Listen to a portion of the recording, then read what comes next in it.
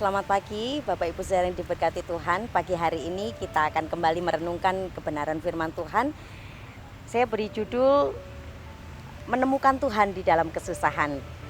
Saya ambil di dalam Mazmur pasalnya yang ke-94 ayat yang ke-19. Di sana dikatakan, apabila bertambah banyak pikiran dalam batinku, penghiburanmu menyenangkan jiwaku. Puji Tuhan. Kadang dalam perjalanan hidup kita memang seringkali pikiran kita ini bertambah karena ada banyak hal-hal yang kita pikirkan. Dan kita tidak bisa pungkiri bahwa hari-hari yang kita jalani adalah hari-hari yang sulit. Apalagi 2 tahun ini pandemi mengubah banyak hal dalam hidup kita. Mungkin dalam hati kita bertanya-tanya, berapa lama Tuhan? Sampai kapan? Apakah Engkau sanggup menolong? Bagaimana cara Tuhan menolong saya? Dan pertanyaan ini sejatinya bukan pertanyaan yang baru, tetapi Alkitab sudah mencatat itu sejak zaman lampau, mengungkapkan bagaimana pertanyaan-pertanyaan tersebut disampaikan oleh manusia kepada Tuhan. Contohnya di Ayub pasalnya yang ke-7. Ayub bergumul dengan beratnya penderitaan yang dia harus alami. Hidup harus berjuang. Ada banyak hal sampai dia berkata, kalau aku tidur masih bisakah aku bangun kembali? Kemudian di Yeremia, ratapan, dia tulis ratap tangisnya karena hancurnya Yerusalem dan Yehuda. Ada lagi Nabi Habakuk, dia berteriak kepada Tuhan, berapa lama lagi Tuhan? Aku berteriak tetapi Engkau tidak mendengar. Dan masih banyak lagi di dalam kitab Mazmur, bagaimana tulisan, bulatan perasaan para pemazmur ketika menghadapi masa-masa sulit dalam hidupnya.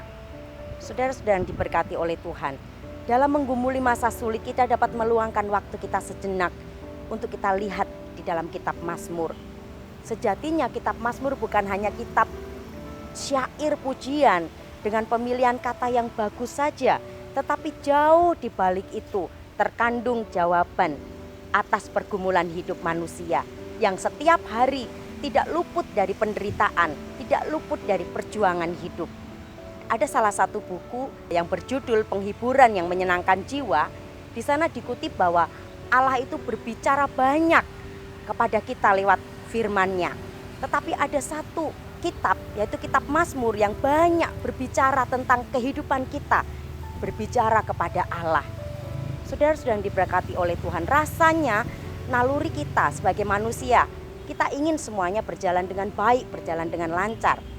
Jika hidup bisa dibuat baik, bisa dibuat mudah, kenapa perlu susah? Tetapi inilah hidup yang kita jalani. Ada suka, ada duka, ada susah, ada senang. Dan itu merupakan satu paket yang tidak bisa dipisahkan. Seperti mata uang, sisi kanan dan sisi kiri tidak dapat dipisahkan. Kalau kita lihat Daud, dia pernah mengalami duka cita. Baginya duka cita itu begitu mengusik jiwanya.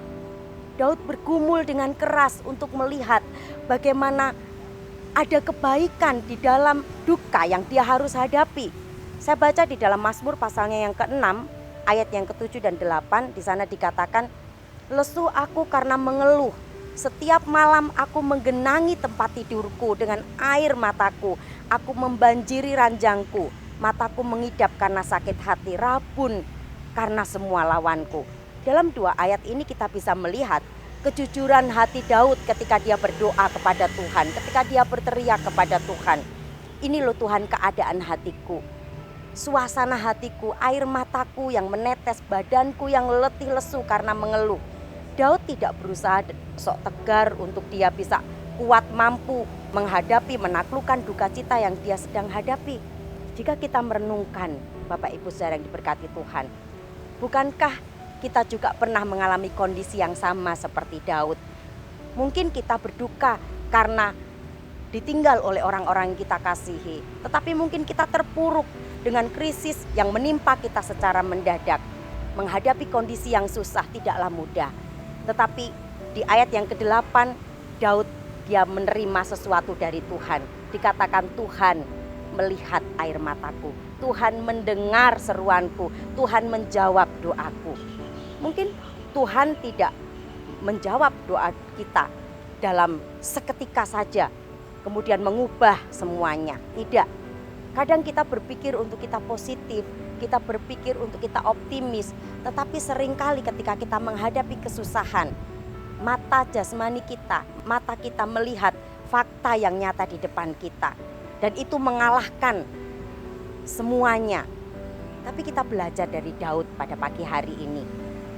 Meskipun begitu sulit hal yang kita hadapi, tetapi kejujuran kita kepada Allah ketika di dalam doa kita, itu tidak diabaikan oleh Tuhan. Allah mungkin tidak bekerja mengubah keadaan yang kita hadapi dengan sekejap. Mungkin dia tidak mengubah mendung kemudian menjadi cerah, tidak mengubah susah langsung menjadi senang, tidak. Tetapi yang pasti dia memberi ketenangan di dalam jiwa kita. Mazmur 4 ayat ke-9 katakan, dengan tentram aku mau membaringkan diri lalu segera tidur, sebab hanya Engkaulah yang membiarkan aku diam dengan aman.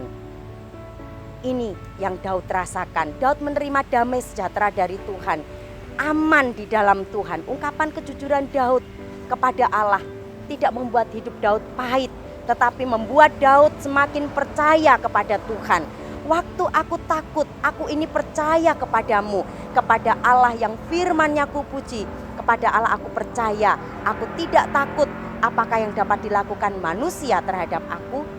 Allah tidak menjawab doa kita dengan cara yang kita mengerti, tetapi seperti dia mendengarkan seruan Daud, dia juga mendengarkan seruan setiap kita. Allah tidak memalingkan wajahnya, tidak mengabaikan kita. Dia tidak pernah pilih kasih atau terlalu sibuk untuk memperhatikan kita. Setiap kesusahan kita, Allah ada di sana. Setiap kesusahan kita berharga di mata Tuhan. Puji Tuhan, biar kita menemukan Tuhan di dalam kesusahan hidup kita. Mari kita berdoa. Terima kasih Tuhan, kami bersyukur di tengah-tengah kesusahan yang kami alami, di tengah keterpurukan kehidupan yang kami alami, Engkau ada di sana dan Engkau menguatkan kami, Engkau memberikan kami damai sejahtera, sukacita yang luar biasa. Dan biar ini dialami oleh jemaat-Mu Tuhan. Biar di dalam kesusahan mereka melihat Engkau, melihat Tuhan, dan semakin dikuatkan kepercayaan mereka. Terima kasih, biar renungan pada pagi hari ini boleh memberkati setiap kami. Kami mau berdoa Tuhan, buat jemaat Tuhan, biar mereka memiliki hati yang bijaksana untuk mempergunakan waktu-waktu mereka yang baik Tuhan, untuk Tuhan. Waktu yang mereka gunakan hanya untuk Engkau saja. Kami juga berdoa Tuhan, biarlah bangsa-bangsa mengalami lawatan Tuhan, mengalami kasih Tuhan. Karena informasi yang mereka terima itu boleh dibukakan, kebenaran boleh dinyatakan. Dan mereka boleh terima kebenaran itu dari Engkau ya Tuhan. Kami bersyukur Tuhan Yesus buat semuanya. Dan biarlah Tuhan kondisi keadaan saat ini, baik itu sosial, budaya, ekonomi, kesehatan, semuanya dipulihkan oleh Tuhan. Dan ini menjadi doa sembahyang kami. Kami percaya Engkau mendengar, Engkau menjawab doa setiap kami. Terima kasih, kami mengucap syukur. Ini doa kami dalam nama Tuhan Yesus Kristus. Haleluya. Amin.